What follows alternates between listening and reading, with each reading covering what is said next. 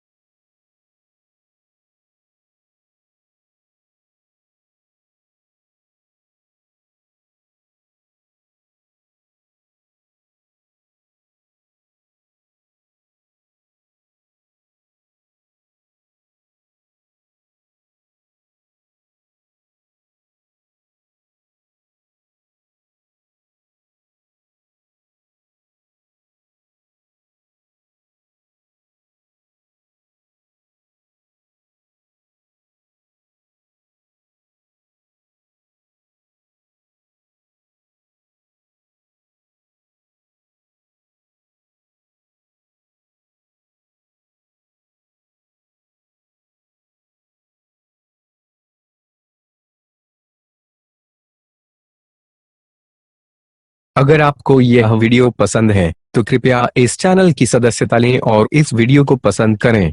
अगर आपके पास वीडियो के लिए कोई सुझाव है तो कृपया टिप्पणी करें।